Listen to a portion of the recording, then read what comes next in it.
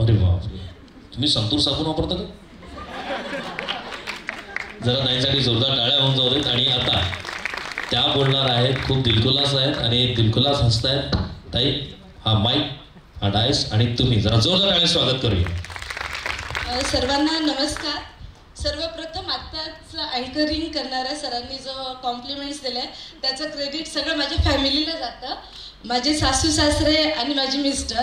मी पण working woman आहे, पण कधीही त्यांनी मला म्हणजे असं बर्डन येऊ दिलं नाही. आणि मुलीचं तर सगळं आजी आजोबाच पाहत होते, मी फक्त फॉलोअप घ्यायचे की ती स्टडी कसं करते. सर्वात प्रथम थँक्यू सो मच आर के सरांना, कारण बायो आणि फिजिक्स तिचे आवडीचे सब्जेक्ट होतेच, परंतु केमिस्ट्रीमध्ये थोडे तिचे मार्क्स कमी यायचे, तिला भीती वाटायची. पण आर के सरांनी तिला चॅलेंज दिलं होतं की तू 160 तुला येणारच.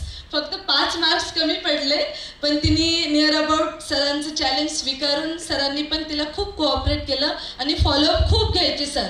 म्हणजे मी असं कुठेच पाहिलं नाही की 11वी-12वीची शिक्षक म्हणजे एवढा फॉलोअप घेतात. 10thपर्यंत तर मी स्वतःही जॉब करते की आम्ही सतत मुलांच्या मागे असतोच, पण ह्या 18 आणि 17 वर्षाच्या दरम्यानच्या मुलांचा फॉलोअप घेणं थोडं अवघड असतं आणि ते आर के सरांनी करून दाखवलं. Thank you so much. आणि मी माझ्या मुलीला सर्वात जास्त थँक्स म्हणेल, कारण तिने हा क्षण माझ्यासाठी जो इथे आणलेला आहे, कारण हे सगळ्यांसमोर असं म्हणजे कौतुक होणं खूप महत्त्वाचं आहे. थँक्यू सो मच श्रावणी.